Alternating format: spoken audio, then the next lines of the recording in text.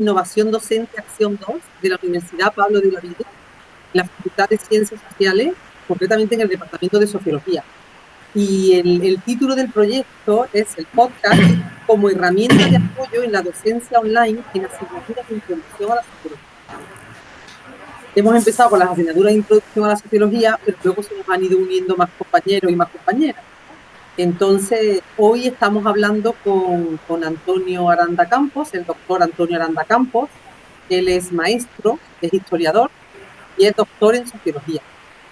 Nos acompaña Araceli Osuna Rasco, que ella es recién egresada en trabajo social y sociología. Felicidades. Gracias. Reciente, y entonces, pues, a mí me llama la atención de Antonio la tesis doctoral muchísimo.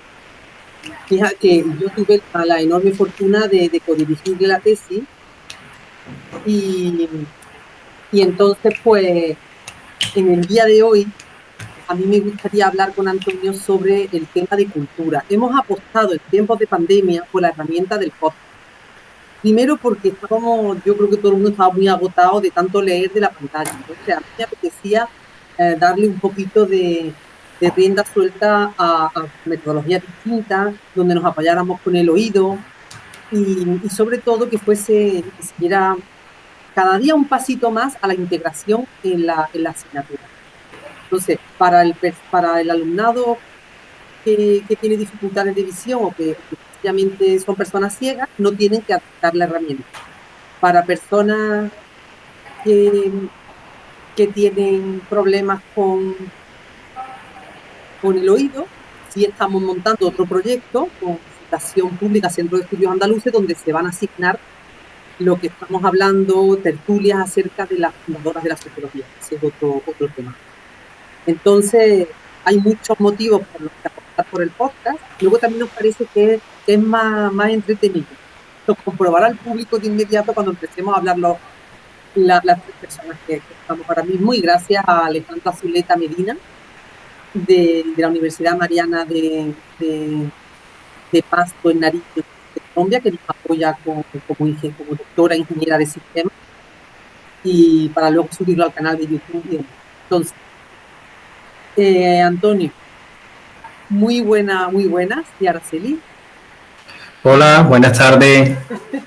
Es un honor de estar contigo otra vez en este encuentro. Mi gran directora de tesis, una persona excelente, no ya como profesora, sino a nivel humano. Entonces, pues muchas gracias por invitarme en esta actividad.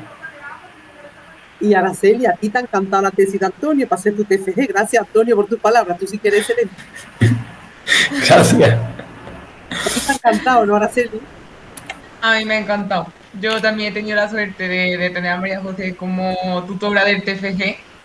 Y bueno, me ha ayudado muchísimo. Conocí la tesis de Antonio gracias a ella. Y la verdad es que, bueno, ella lo puede decir que yo estaba enamorada de su tesis. Cuando yo empecé a ver cómo estaba todo organizado, dije, yo quiero que mi TFG, vamos.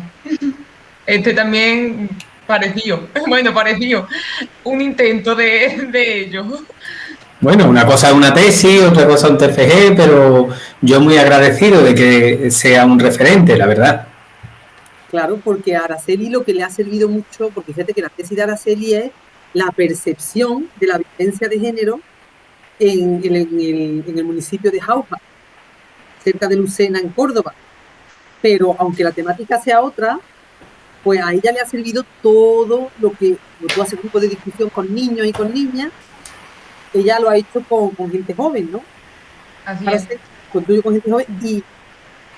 Y entonces, otras veces hemos utilizado la tesis de Antonio para ver cómo se trabaja con menores. El día de hoy es para ver cómo se trabaja el grupo de discusión y cómo se hace la codificación, ¿verdad, Araceli? Toda la codificación tan... Así es. Eso es. Entonces, Antonio, ¿tu tesis cómo se titula? ¿Te lo sabes o lo miro yo?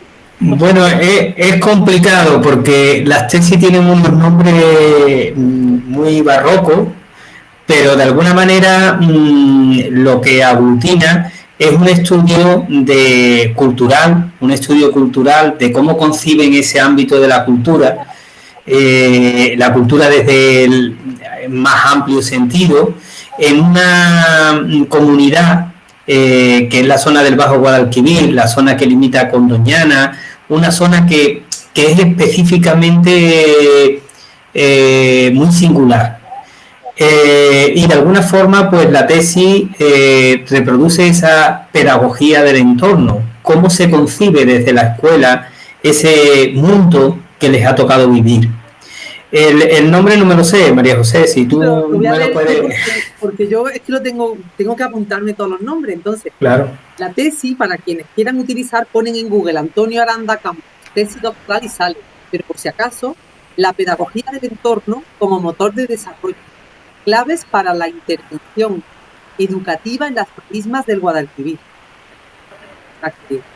Correcto. Un nombre tan bonito y tan completo.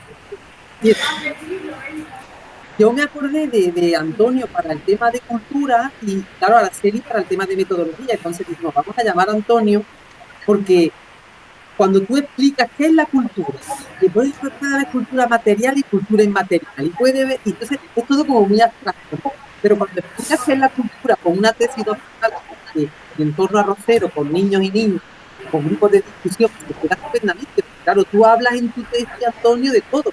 Yo me acuerdo que los grupos de discusión eran bien de conoce la cultura, el arroz con cangrejo. Claro, el ámbito de conocer ese entorno está relacionado con la cultura en sí. No es un entorno solamente físico, sino es un entorno cultural.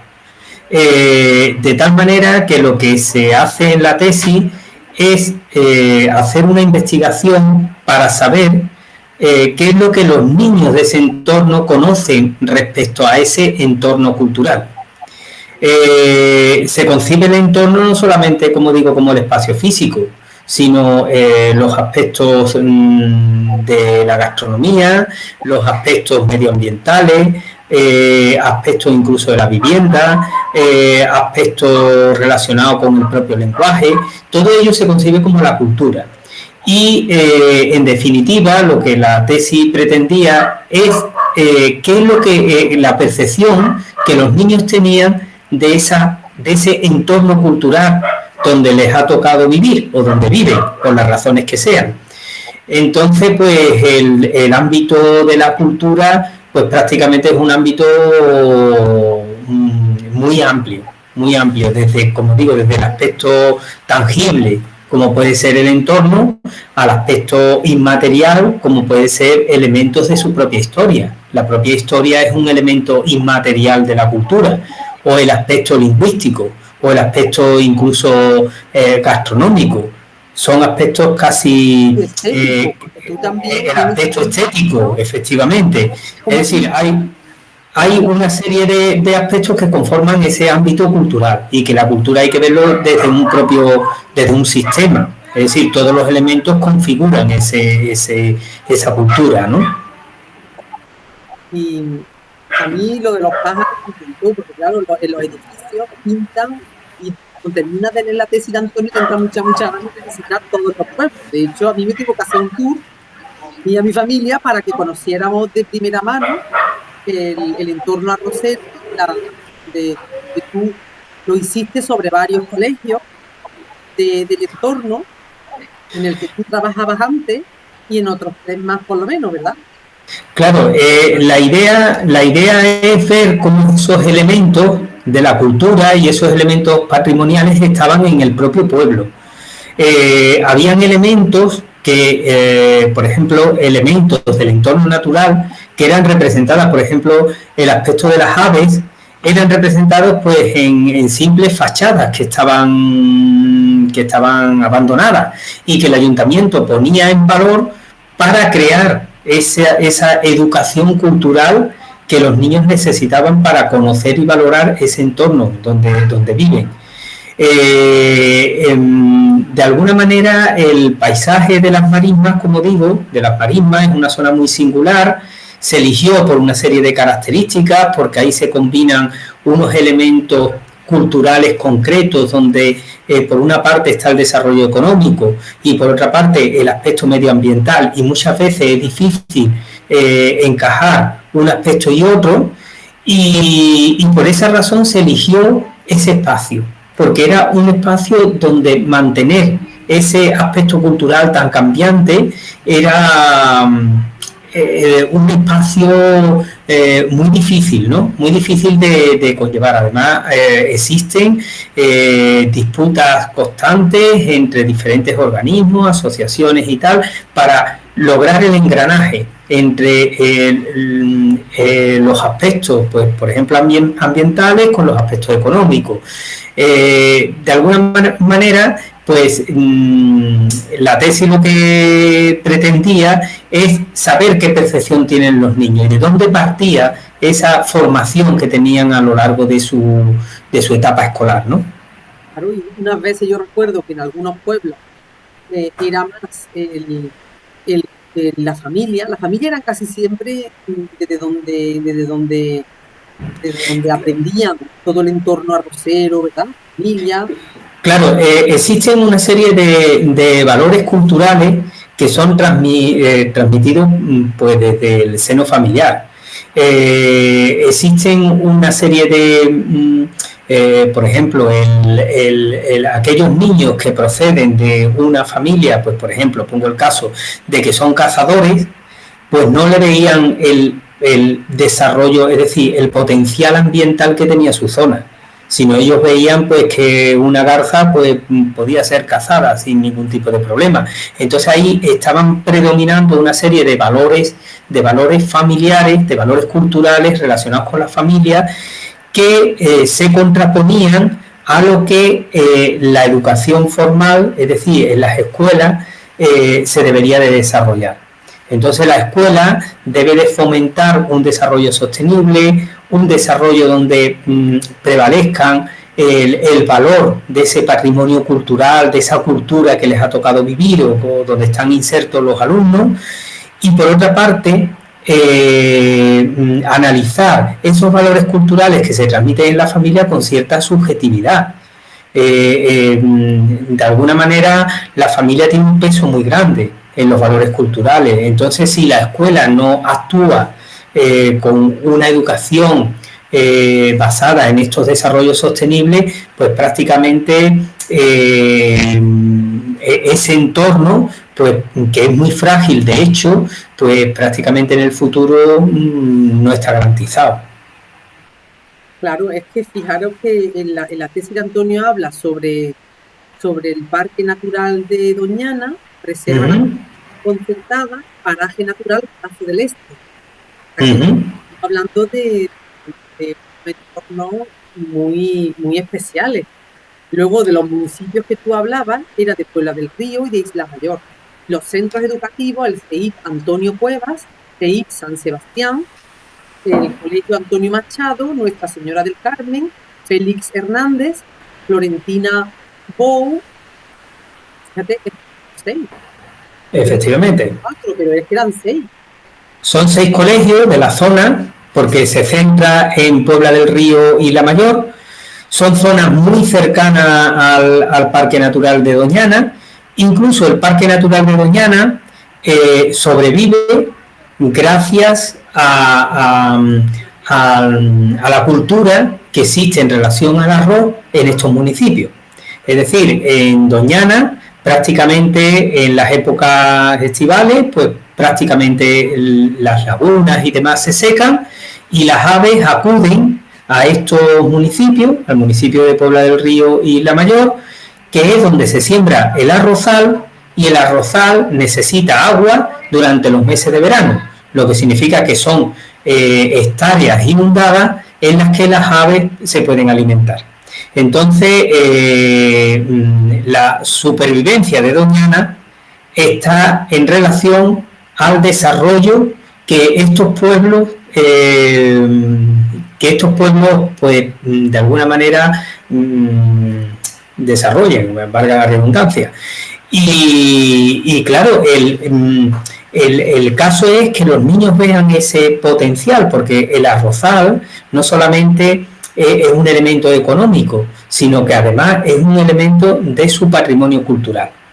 En relación al arrozal están las aves acuáticas, que es un patrimonio medioambiental fundamental. En relación al arroz está un patrimonio cultural gastronómico, donde hay unos elementos gastronómicos en relación al arroz, en relación al cangrejo, en relación a una serie de al pato, una serie de elementos asociados a ese arroz. Ese arrozal, por otra parte, desarrolla económicamente la zona y, por otro lado, quizás un elemento cultural que no está aún desarrollado, que es el potencial turístico que tiene la zona. Se están desarrollando programas pilotos, programas turísticos muy incipientes, pero que puede ser también un elemento fundamental para el desarrollo cultural de la zona. De alguna manera esto confluye, es decir, todo parte de un núcleo que es el arrozal.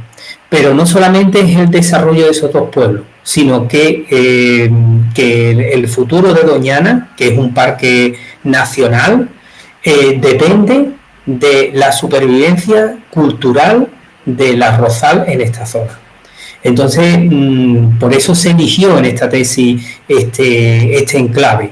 Por eso se hizo un estudio de los niños de esta zona, porque estamos en un espacio muy sensible, donde los aspectos culturales se van modificando y son tan frágiles que dentro de 30 años pues puede ser otra la realidad cultural de la zona, dependiendo muchas veces de la actuación de las escuelas y de estas nuevas generaciones que en 30 años serán otras generaciones las que sean adultas, ¿no? Y los dos, tanto Antonio como Araceli, los dos habéis tenido a bien hacer trabajos de investigación que tengan un impacto en vuestro municipio. En el caso de Antonio, que es tesis doctoral en los municipios, y Araceli en su municipio. Y a los dos os une, además de ese interés que en América Latina le llaman retorno social, hacer investigaciones que de verdad nos sirvan a las personas, no a la localidad o a las localidades, ¿no? Y luego también os une, ¿no?, el amor por la metodología y por hacer, que la suerte ha sido mía haberos encontrado ustedes dos, ustedes a mí, ha sido mía la suerte, dos personas extraordinarias, ¿no? El hacer las cosas muy bien pasadas. Que una persona de un trabajo fin de grado coja una tesis doctoral, demuestra, ahí tienes ahí tienes el interés y la gana de hacer las cosas bien, ¿no? Y Antonio, que siendo de educación, siendo maestro, siendo historiador, y que se mete en una tesis de sociología, que tú te metes a fondo. No es que tú, porque además innova, o sea, la tesis tú innovas en grupos de discusión de niñas que no hemos visto otros. Yo digo que no lo haya, pero que nosotros no lo hemos encontrado desde luego. Bueno, en principio muchas veces se habla de la particularidad, ¿no? Es decir, la investigación que ha hecho Araceli o las investigaciones a nivel local, que parecen como muy localistas, realmente incluso en el aspecto histórico, los estudios locales estaban como en un segundo o tercer escalón de la investigación. Tú no eras un verdadero investigador porque realizaba estudios locales. Eso hasta hace 10, 15 años era muy propio. Hoy día, sobre todo en la historia, se está dando cuenta que los estudios de la particularidad son fundamentales para entender la generalidad. Entonces, estoy completamente seguro que el ejemplo que Araceli en su investigación ha hecho es una investigación referente para ser aplicado en comunidades semejantes, comunidades diferentes, que los datos pues se pueden traspolar y se pueden analizar. Y lo mismo ocurre con esta tesis. Sería interesante de hacer un estudio en zonas que paralelamente tienen las mismas características, a ver si se dan los mismos resultados. Entonces, la particularidad hoy día es un ejemplo que sirva para el estudio de la generalidad. Al menos pienso yo, y los estudios sobre todo en la línea histórica, están sobre ese aspecto. Y después yo inicié la tesis, bueno, primeramente porque tenía una directora fabulosa, porque si no lo mismo no lo hago, porque la verdad que en nuestra profesión de maestro nos sirve bien poco, pero era ya casi como un reto personal y además pues de alguna forma yo creo que era eso, simplemente un reto personal. Pero me llamaba mucho la atención de que no hubiera una conexión de los investigadores en la escuela. El tema de los niños, de las investigaciones con los niños, suponen una serie de dificultades grandes. Y yo me di cuenta, sobre todo cuando los locutores de radio, los entrevistadores de radio preguntan a los niños y salen en Canal Sur, en la 1 y tal, con el micrófono, y tú muchas veces cuando ves la pregunta dices, esta criatura está preguntando pero no sabe ni lo que está preguntando ni cómo preguntar, porque no tiene ni idea de lo que es un niño. Si no le han dicho, coge el micrófono, te va a la puerta del colegio y pregunta qué le han echado los reyes. O cómo se va a pasar el verano, y solamente en la forma de preguntar el niño llega a la conclusión de que esa criatura no está preparada para ello. Entonces, cuando se trabajan con niños, yo me di cuenta sobre todo eso, ¿no? de que había como una frontera prácticamente inexpugnable, por una parte porque el adulto no llega a la mentalidad del niño, y por otro lado porque la propia burocracia para acercarte al niño es difícil. Tienes que conocerla bien, todo lo que es el protocolo de derecho de imagen, derecho de grabación. Tienes que ser una persona de confianza porque la grabación de niños tienen sus historias y tiene previamente que tener muchas reuniones con los progenitores para de alguna manera dar un voto de confianza. No es fácil llevar, sobre todo en las técnicas de grupo de discusión, no es fácil llevar un grupo de niños, primeramente porque ellos te arrastran a donde tú no quieres, entonces tienes tú que... La realidad con la ficción, yo me acuerdo... Claro, efectivamente, ellos hay aspectos que no existen, pero que existen en su mente, y tú los tienes que analizar o recoger o llevarlo dentro de su propio contexto.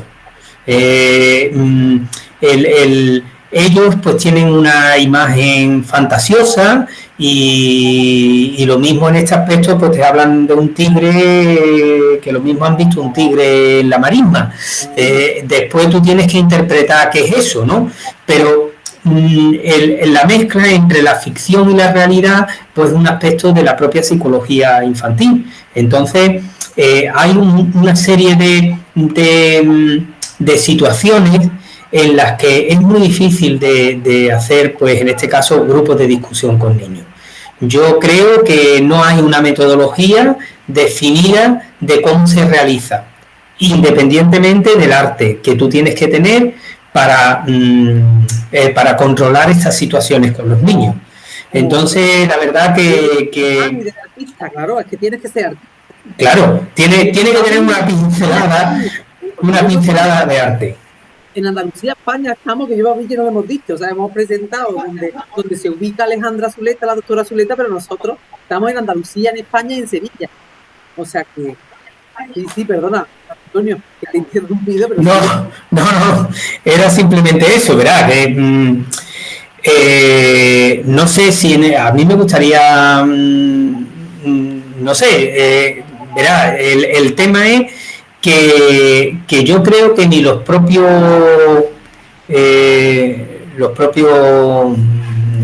estudiosos de la metodología sociológica no han hecho un estudio sobre cómo se hace, por ejemplo, un grupo de discusión con niños. No. He leído algunas pinceladas, lo más recomendable, incluso yo puedo asegurar que podría rebatir lo que algunos es que no sé cómo se llama en el mundo de la sociología, no sé si es... Metodólogos y metodólogas. Yo, por ejemplo, cuando lo han hecho mi alumnado de ciencias, del trabajo integrado de ciencias ambientales, han entrevistado al profesorado, pero no se han hecho con los niños y con las niñas, que no se nos ocurre porque no es un campo. Efectivamente, y sobre todo menos con grupos de discusión, porque todavía test, todavía otro... Claro, di la edad, porque en secundaria sí nos metemos, porque ya efectivamente. Ya grandecita con 16 años. Pero efectivamente. Tú tenías niños ahí de menos de 11 años, ¿no? Sí, había niños de 6 años. A partir de 6 años, incluso se podría hacer con niños de 3 años. Lo que pasa que serían a lo mejor otros ámbitos de estudio y de trabajo.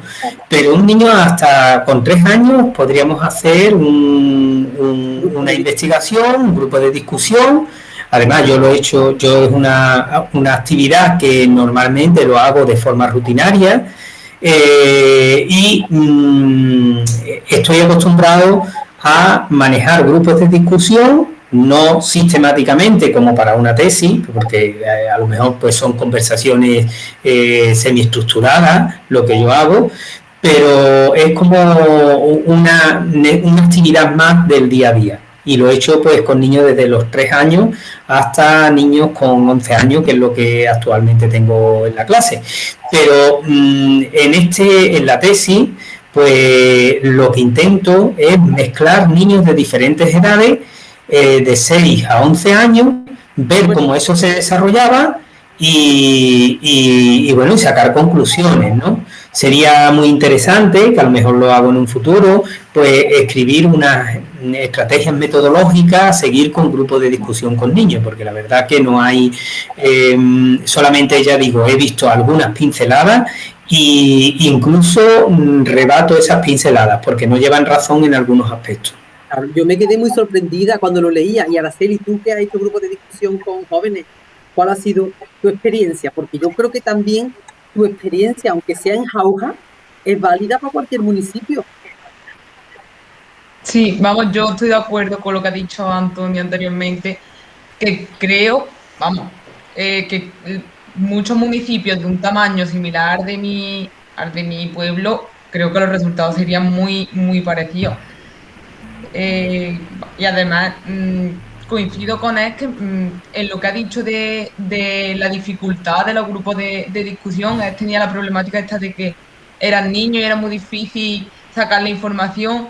Y bueno, yo por otro lado también he tenido la problemática de hablar de un tema que es como muy sensible. A mí me sirvió muchísimo la tesis de Antonio, porque sobre todo en la parte de trabajo de campo, en la que hacía un grupo anterior para ver los resultados que salían y corregir después posteriormente aquellas cosas que habían salido mal en el grupo de discusión. Eso me ha servido muchísimo, porque yo no se me había ocurrido hacer un grupo anterior para ver qué salía de ahí, para mejorarlo, para ver el tiempo, cuál era más adecuado, los fallos que había, como una prueba para ver cómo me iba y las cosas a mejorar. Y al leer la tesis de Antonio dije que esto es una magnífica idea. Y eso me ha servido después muchísimo y se ha notado, yo creo, en los grupos que he hecho de discusión. Y saber cómo hablarle, porque es un tema muy sensible, cómo sacar la información, qué es lo que puede molestar, qué es lo que no, cómo preguntarlo de una forma que pueda buscar yo la verdad y no me hablen, no se vayan por otro lado. Entonces, por esa parte, el trabajo de la tesis de Antonio me ha servido muchísimo. Y además nunca, de lo que he leído, no había visto, en ningún momento me ponían algo de hacer un trabajo de campo previo para que me sirviera posteriormente y bueno, lo encontré en su tesis. Que las tesis, los trabajos fin de grado, yo por eso quería que siempre grabarlos y que estén publicados, porque les sirve mucho a la gente que viene después.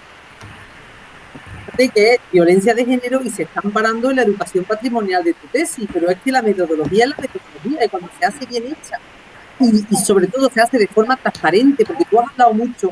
Mira, ahora estamos trabajando mucho los aspectos éticos, como Araceli sabe, que hay que llevar consentimiento informado, tenemos que ir a los comités éticos, pero en esto, Antonio, yo luego me acordé, pero de que Antonio ya hacía todo esto. O sea, que Antonio por su cuenta ya hizo todo lo que ahora mismo me están a mí enseñando de los procedimientos éticos. Digo, claro, Antonio, como es que trataba con menores, no tenía de otra. Claro, verá. Hay muchos aspectos también en los deontológicos.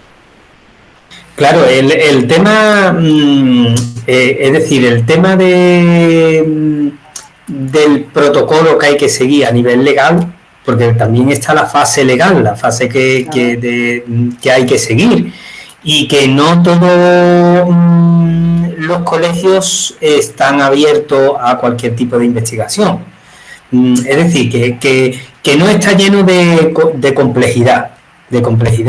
Entonces, claro, esto es como todo, el hecho de tú ser maestro también, conocer directores de otros colegios que se puedan ofrecer, pero la verdad es que siempre hay una actitud muy abierta de colaboración del profesorado, de colaboración con la universidad, de gente que llegan con TFG. Pero ya digo, yo por ejemplo conozco compañeras de final de grados y tal, que vienen a hacer su TFG y demás, y siempre vienen al profesor, siempre. El otro día rellené una encuesta, no me acuerdo sobre qué era, me parece que era relacionado algo con el COVID, que era como me sentía con el tema de la enseñanza online y todas esas cosas. Y el otro día, también hace cuestión de 2 meses, pues era sobre la inclusión, el tema de cómo se incluían a los niños, el tema de inclusión en las actividades de niños con dificultades y tal. Y siempre van al profesor. No sé, es mucho más fácil, pero lo enriquecedor, lo innovador y demás es llegar a ellos, a los niños. Es curioso, el tema este se me ocurre... Perdón. Sí, problemas que tenemos de la sociología, porque tú dices, los niños y las niñas, complicado. Todo lo que no sean clases medias, que tengan estudios, para que se les haga complicado. O sea, todo lo que sean personas que tengan alguna discapacidad, complicado. O sea, al final, ¿qué es lo que hacemos? Mucha investigación con personas ya adolescentes es un problema, porque tú tenías adolescentes. Lo mío eran jóvenes, no llegaba, no era, en un principio planteé adolescencia, pero claro, era otra muchísimas dificultades. Como Antonio, un grupo de discusión, tú tampoco lo usaste, se te cambió de ciencia para los posteriores. Después de haber transcrito un grupo de discusión, tú no lo sigues. Ese no era ese también era con jóvenes, pero era hombres y mujeres. Hombres y mujeres, exactamente. Y luego te centraste solamente en mujeres. Luego tú también tuviste, como Antonio, tu periodo de prueba donde tú aplicas, transcribes y luego dices no. Entonces, claro, todo esto, pues, los trabajos vuestros, por el trabajo social se atreve a todo. Igual que magisterio, igual que educación. Yo creo que aquí son 2 disciplinas que a mí me encanta trabajar con ellas porque realmente sí que os atrevéis a todo y tenéis herramientas para hacerlo. Entonces, por eso el trabajo interdisciplinar es fundamental, porque si no, ¿cómo llega a la gente adolescente? ¿Cómo llegas pues, desde 3 años en adelante? Imaginaros. Claro, fíjate qué interesante y qué innovador sería, pues, por ejemplo, en mi colegio hay 2 niños con tema de violencia de género. Entonces, imagínate cómo sería analizar el tema de la violencia de género haciendo una investigación con niños que están viviendo esa situación, o que la han vivido, más bien que la han vivido, no que la están viviendo, que la han vivido. Y la imagen que te puede dar un niño puede ser brutal. No sé, yo es que no entro dentro de ese campo de violencia de género, pero lógicamente puede ser curiosísima la visión que pueda dar un niño desde la óptica de una mente infantil sobre ese tema. Incluso niños que no han vivido la percepción de la violencia de género, pero ¿qué percepción tienen de ella? Que también sería curioso, cuáles son los prejuicios sociales y tal que tienen al respecto. Entonces, la verdad que siempre que hablamos con niños es difícil, pero los niños te dan una visión totalmente diferente al adulto, diferente a los jóvenes, diferente a los adolescentes. Entonces, pues yo, Araceli, te invito a que lo hagas con niños y puede ser un tema bastante innovador. Pues hace 2 años, Tamara, que venía de Tamara que viene de Jerez, ella, pues yo en la parte de EPD, que le llamamos enseñanza práctica y de desarrollo, pues yo saqué los cuestionarios de género. Bueno, apetece hacer trabajo de campo, sí, sí. Y entonces una dijo, que era Tamara, bueno, aquí todo el mundo espontáneamente saca lo que quiere. Y Tamara dijo, yo tengo el cuento de Arturo y Clementina, y es precisamente para trabajar la violencia de género con niños y con niñas. Y nos trajo el cuento, nos hizo el cuestionario, y ella precisamente ella es capaz de trabajar con niños y con niñas el tema de la violencia de género. Así que te digo que en la Facultad de Ciencias Sociales de la Universidad Pablo de la Vida aquí en Sevilla, en España, yo con el alumnado me meto en todo, que usted se mete. Yo de apoyo, pero la verdad que ya lo hemos hecho, porque ya digo que Tamara lo hizo y nos enseñó perfecto. Que os animo a que os metáis, o sea, cualquier tema, de repente encuentra enganches para trabajarla conjuntamente, y es una maravilla, porque sí es verdad que la niñez en sociología pues la tenemos más complicada, porque como no nos juntemos. Esto se ha ido, ¿no? ¿Oís bien? Yo sí oigo. Pues que teníamos antes un ruido grande y se ha quitado, ¿no? Sí, ya no se escucha. Ya no se escucha, qué bien, qué maravilla de oído. Ahora mismo tiene un sonido esto estupendo. Pues, no sé, a mí me parece muy interesante todo lo que estáis comentando. ¿Tú querías comentarle alguna cosa más a Antonio, Araceli? ¿O tú preguntarle a Antonio, Araceli, sobre su experiencia con tu tesis? Bueno, yo quería preguntarle que por qué él pensó que los grupos de discusión era donde podías tener más información de los niños y las niñas. Bueno, verá, yo me lancé a la historia porque vi que no había bibliografía sobre el tema. Ese fue el principal motivo, el primero. Y después, cuando tú haces una metodología cuantitativa, y bueno, corregirme porque no domino seguramente la terminología sociológica, María José, pero cuando utiliza cualquier método no se debe de decir, ¿no? Cualquier instrumento cuantitativo, siempre las cosas están más encorsetadas. Y el grupo de discusión te da más libertad para que los niños pues expongan las ideas. Y además el niño en edad infantil utiliza mucho los aspectos metafóricos, de lo que estábamos hablando de lo que es la ficción y la realidad. Entonces tú tienes que muchas veces interpretar la información que ellos te dan. No es una información objetiva, sino cuando ellos te hablan de visto a un tigre, pues realmente están hablando de un lince, porque es el animal que está en su entorno. Es un ejemplo, ¿no? Pero entonces veía que los grupos de discusión con niños te daban mucha más información. El niño de 6, 7, 8 hasta 9 años es muy difícil que te sepa rellenar un cuestionario, como por caso, de forma objetiva. Es muy difícil. Y entonces veía que la información que me iba a dar era muy poco fiable y muy poco significativa. Entonces por eso opté por el grupo de discusión de niños. Pero además, ya te digo, es que también veía que no había una metodología estructurada sobre el grupo de discusión con niños.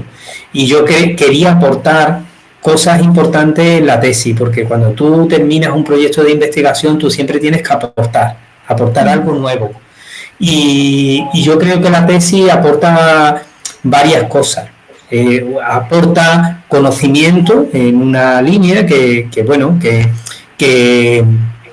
está dentro del ámbito pedagógico, podríamos decir, porque yo hago ahí unas propuestas al profesorado de cómo educar o qué línea hay que seguir para ese conocimiento cultural que los niños deben saber de ese entorno, cómo desarrollar esa estrategia pedagógica. Y por otro lado, yo veía que podía aportar un granito de arena importante dentro del mundo de la sociología en los aspectos metodológicos y sobre todo en los grupos de discusión con niños. Lógicamente no era un objetivo, sino ha sido casi un elemento colateral. Sería interesante pues elaborar una metodología estructurada, publicarla en alguna revista de impacto y tal, y estructurar cómo es esa metodología con niños, qué pasos hay que seguir, qué conclusiones hay que se sacan, qué estrategias se siguen, cómo deben de ser esos grupos, toda la dinámica de cómo emplear esa metodología que yo creo que no está estructurada. Entonces, pues, esa es la razón, principalmente. Yo creo que da mucha sorpresa, como estáis diciendo, en el grupo de discusión, en adolescentes y en la infancia. Porque a mí lo que me ha pasado es, uno de los trabajos fin de grado era un solo grupo de discusión eran 5 niñas, pero al final faltó una. Entonces eran 4, y yo digo, bueno, yo no le quiero quitar la ilusión, porque ella quiere hacer un grupo de discusión y era en Carmona. Oye, fue espectacular lo que sacó de la violencia de género entre adolescentes en las redes sociales. Fue espectacular. O sea, yo no me podía imaginar en la vida que estuviera ese tema así, ¿no? Entonces, porque yo digo, culturalmente, ¿no? Ya que estamos hablando de cultura, pues mira, es una sociedad que es muy familiar, la de Carmona aquí en Sevilla, una ciudad, un pueblo, es una ciudad, ¿no? Y yo creo que van a encontrarse cuando salen con los primos y con las primas mayores, y entonces lo van a tener a la adolescencia muy, muy protegida, como nos tuvieron a la gente de mi generación, pero como lo que tienen son redes sociales, nadie protege a nadie. Entonces, yo lo que me encontré fue con una gente totalmente desprotegida que hacían auténticas barbaridades y que nadie les ayudaba. Y eso lo dio el grupo de discusión. La verdad que el grupo de discusión a mí me parece que es una herramienta muy potente. Y estamos descubriendo que cuando son edades tempranas, todavía más por lo desconocido que es, por los pocos ejemplos que tenemos. Vamos, yo, por ejemplo, el grupo de discusión me alegré muchísimo de haberlo hecho, porque si me fuese basado en un cuestionario, mi grupo de discusión se basaba en hacerle una pregunta, me contestaban si estaban de acuerdo o no con la afirmación que yo les decía, y después discutían el por qué estaban de acuerdo o no. Y muchas eran, a lo mejor contestaban sí, pero después la respuesta era, pero tal, y de ahí sacaba una información que yo decía, han contestado que sí, porque es lo que se supone que tienen que contestar, pero luego la respuesta era totalmente contraria a lo que de verdad estaban diciendo al principio. Entonces me alegré muchísimo, porque si no, los cuestionarios me fuesen dado una respuesta totalmente contraria a lo que luego su discurso de verdad decía. ¿Y a ti también te pasó eso, Antonio? Yo, es que es otra historia, porque yo lo estructuraba por bloques, no como, porque no sé si he entendido. Araceli también hizo bloques, ¿verdad, Araceli? Sí, eran bloques. Pero tú partías de una pregunta, ¿no? Tú partías de una pregunta y después discutíais sobre esa pregunta, o no, cada uno, es que no lo he entendido muy bien. Mi trabajo estaba enfocado en los mitos del amor romántico, en los tipos de violencia de género, y el ciclo de la escalera de la violencia de género, y luego unas preguntas más directas. Esos eran los bloques en los que estaba dividido, y cada bloque, por ejemplo, del mito del amor romántico, preguntaba, por ejemplo, sobre el mito o sea, los mitos del amor romántico preguntaban sobre el mito del amor omnipotente, y lanzaba la pregunta de, ¿crees que tu pareja estuvo con el amor todo se puede solucionar? Y me contestaban sí o no, y luego debatíamos sobre si habían dicho que sí o habían dicho que no.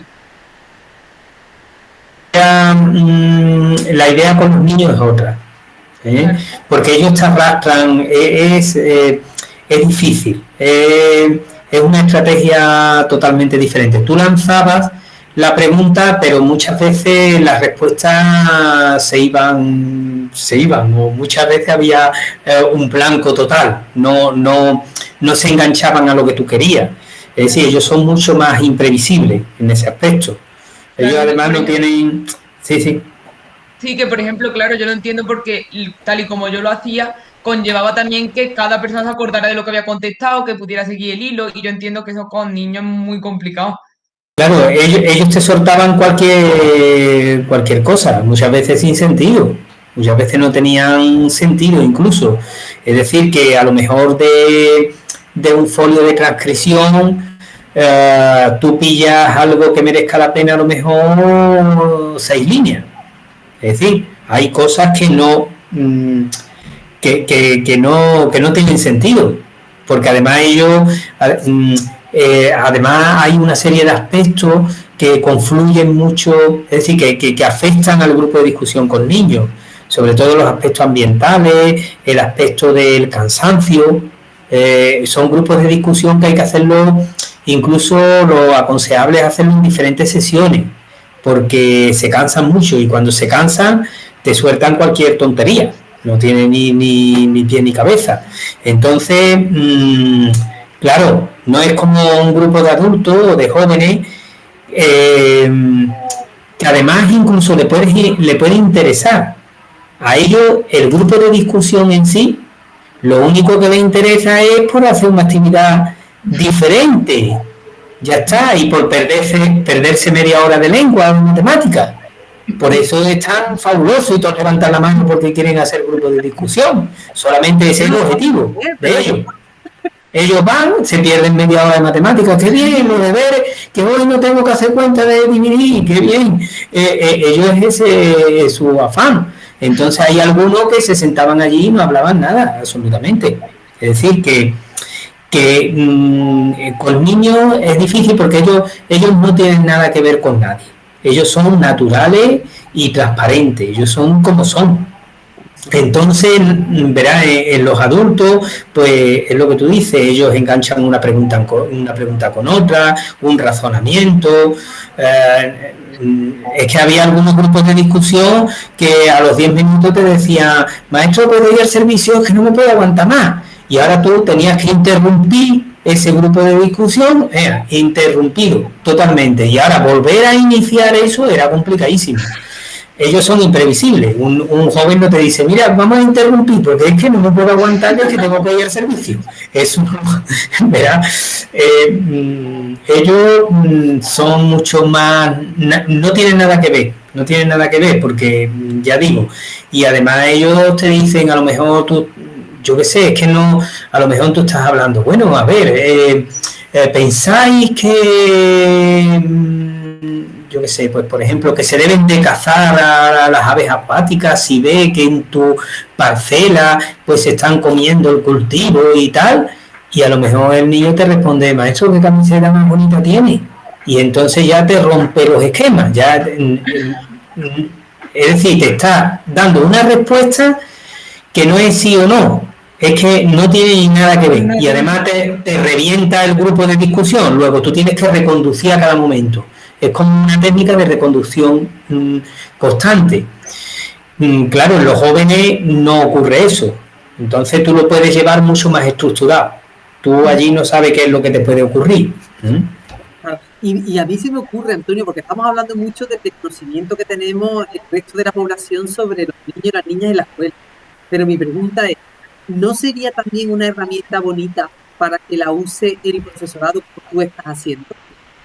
Un ejercicio de escucha para ver feedback del alumnado como tú lo estás haciendo, porque yo creo que es una herramienta muy potente para ver si de verdad, ¿no? Porque yo creo que para el profesorado, para mí también, cuando veo la clase, el típico día que por lo que sea ha habido muy poca gente, dicho, saltad las puertas que vamos a hacer un grupo de discusión. ¿De qué? De lo que os dé la gana. Y entonces hemos empezado a hablar. A mí me ha servido mucho, yo creo que a la clase mucho, ¿no? Entonces, yo creo que un grupo de discusión es muy bueno y ya a efectos de conocernos, a efectos de escucharnos. No solamente de investigación, sino también de docencia, ¿no? Claro, yo lo utilizo mucho. Yo lo utilizo muchísimo, los grupos de discusión. Concretamente, esta mañana o ayer, no recuerdo bien, me parece a mí que fue el viernes o en estos días,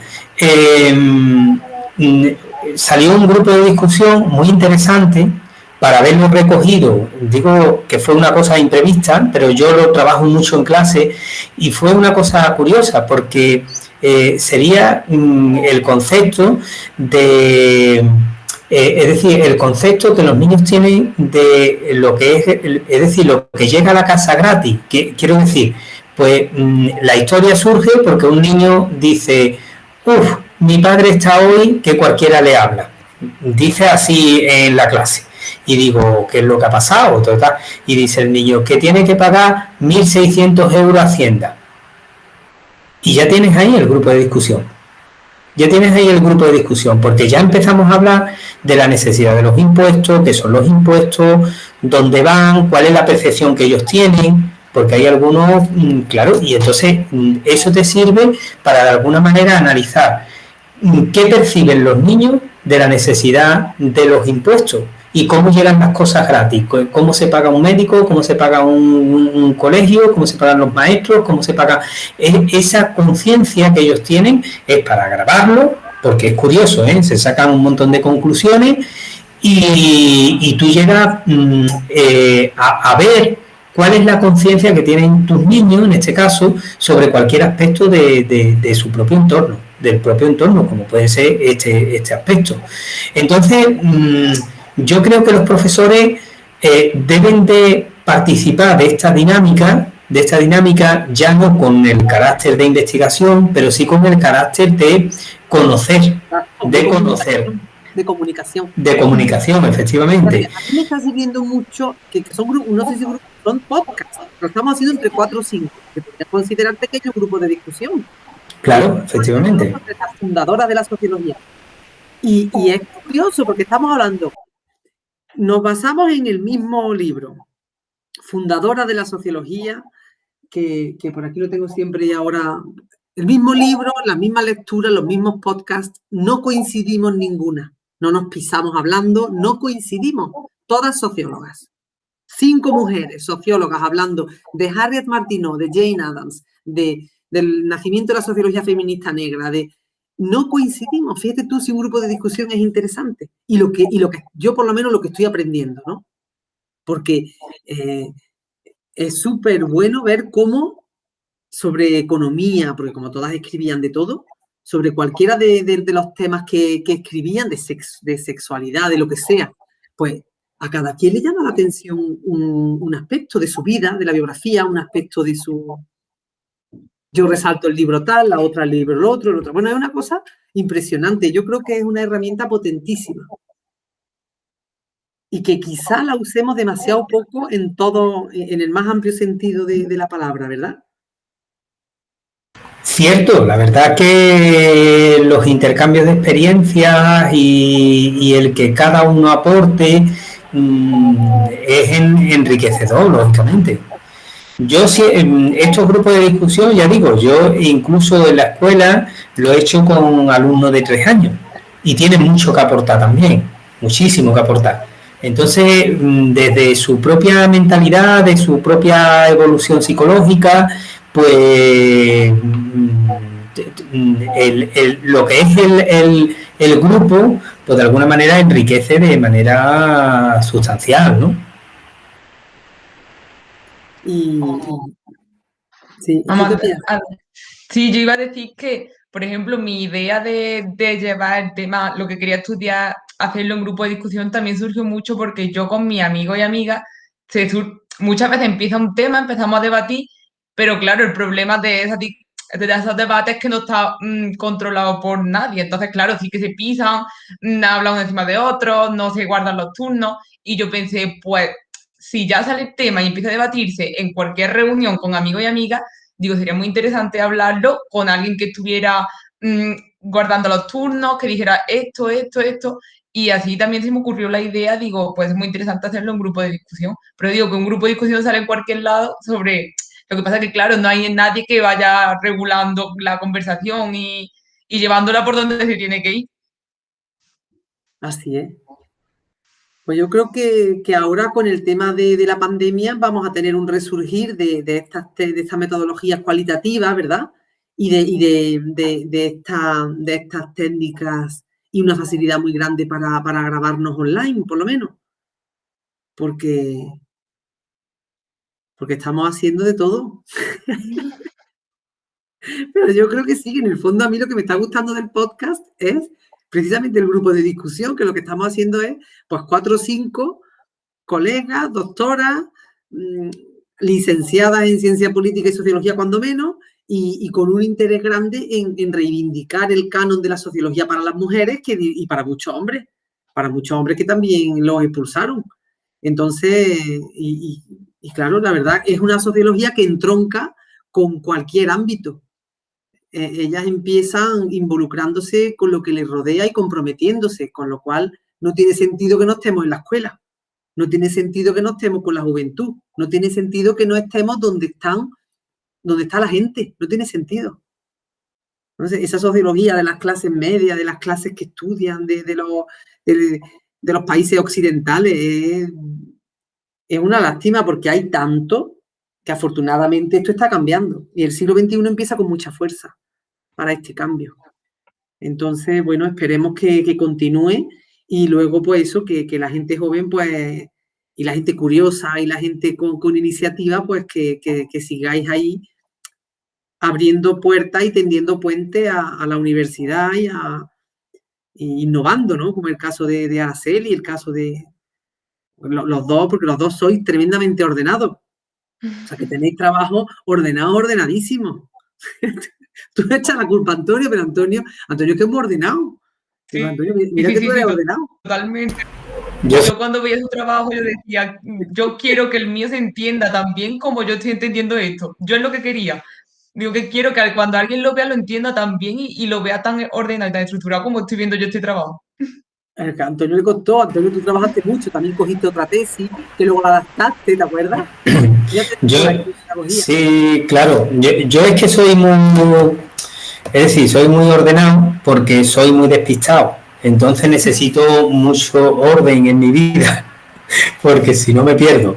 Entonces yo creo que esa facultad también, es decir, también lo tienes que tener con los niños. Tienes que ser muy ordenado, transmitir las cosas muy ordenadamente. Es quizá un valor, es un aprendizaje, ¿no? La tesis en realidad yo creo que tiene que tener un pilar base, que es cosas sencillas, bien ordenadas y con rigor científico. Ese sería lo que define cualquier tesis, cualquier trabajo de investigación. Hay investigadores que escriben mucho, una cantidad enorme, y muchas veces es mejor escribir o publicar o dar a conocer de forma escueta, ordenada, clara y con rigor, lógicamente, antes que escribir un mamotreto de 500 páginas. Y después pues lo que hago es refundir lo que otros han dicho. Y por eso la tesis yo creo que se partió desde lo más elemental. No hay nada que hubiera sobre el tema, ¿no? Y ya digo, los trabajos de investigación pues comienzan como todo, con unos objetivos muy amplios, después vas cortando, vas reduciendo y se te queda en un objetivo muy concreto. Entonces, pues, si Araceli se anima a hacer la tesis, pues es una de las cosas que hay que tener en cuenta, ¿no? Yo creo que eso es lo que me ayudó. Y desde luego elegí una buena directora de tesis, porque yo no lo hubiera hecho con otra persona, ¿eh? Eso está más claro que el agua. Bueno, muchísimas gracias. Yo creo que la clausura, el cierre que nos ha hecho Antonio ha sido maravilloso, porque no se puede expresar más fácil cualquier trabajo académico, efectivamente. Yo siempre digo a mi alumna, aunque yo no lo consiga, menos es más.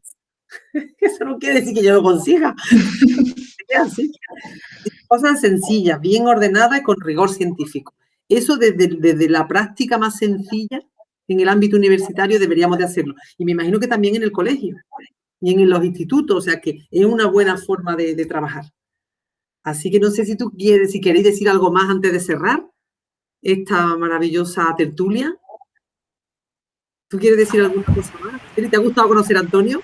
Me ha gustado muchísimo, vamos, yo después Bueno, de todo lo que he leído de y vamos, y lo que nos, me ha que- ayudado, nos queda hacerlo en una situación informal, tomando una cervecita.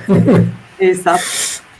Pues yo El, daros eh, las gracias por esta maravillosa charla y que espero que al alumnado le sirva, del alumnado de primero de Sociología General, de primero de Sociología 1, de Introducción a la Sociología, porque tenemos dos temas que hemos tratado aquí, que es la cultura, aunque en su versión más de cultura patrimonial, pero que tiene los mismos universales de la cultura, como es la comida, como es el guisar, como es cualquiera de los, como tiene la misma definición de cultura, con los aspectos tangibles y los intangibles.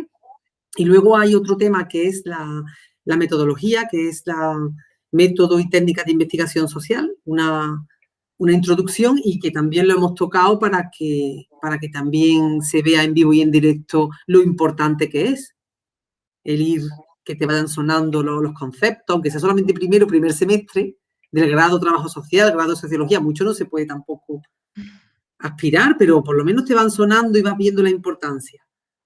Hemos hablado también de ética, en fin, no se puede tener un programa más completo, gracias a los dos tertulianos que hemos tenido, pues muchísimas gracias y gracias a la doctora Alejandra Zuleta Medina, al doctor Antonio Aranda Campo y a nuestra reciente ingresada Araceli Osuna Carrasco, pues espero veros pronto y que pronto tengamos otra tertulia que ya veremos qué temática nos gusta. Muy bien, muchas gracias por esta invitación. Yo la verdad que me siento muy halagado de estar aquí, de colaborar con la universidad, porque siempre, y lo hemos hablado muchas veces, reivindico esa unión que se necesita entre la escuela y la universidad, que no existe, que es, la verdad, demasiado incipiente y muy difícil de desarrollar aquí, por lo menos en España. Y por eso, pues la verdad que encantado de estar aquí y de participar en otros eventos. Gracias, Antonio. ¿Y tú, y yo Araceli? pues también decir que muchísimas gracias, que vamos mal, yo ahora mismo me siento muy chiquita al lado de dos profesionales como vosotros, pero que ojalá esto le pueda servir a alguien también de ayuda que se encuentre en el primer curso y que le sirva de ayuda y bueno, y mi intención es seguir progresando y cada día aprender un poquito más y mejorar. Pues, pues ya te deseo toda la suerte del mundo, que sé que la vas a tener. Y bueno, pues aquí nos quedamos y un abrazo fuerte. Y Alejandra, exactamente, Alejandra, tú ya nos cierras, ¿verdad? Y un abrazo enorme. No sé si Alejandra quiera despedirse. Muchas gracias por permitirme ser parte de esta maravillosa tertulia. Creo que ustedes lo han dicho todo y a mí solo me queda decir que es admirable el trabajo que ustedes realizan, el aprendizaje que hemos tenido en esta hora y un poquito más de todos los temas que, como María José lo dijo, muy integrales. Sí, felicitaciones a Antonio, felicitaciones a Araceli y también a María José por ser tan buena directora de tesis, pero como ustedes lo mencionaban, tan maravilloso ser humano. Así que un abrazo para todos. Nos despedimos con este maravilloso video de nuestro canal Fundadoras de la Sociología y les esperamos para nuestra próxima entrega. Mucho cariño para todas y todos. Gracias. Un abrazo.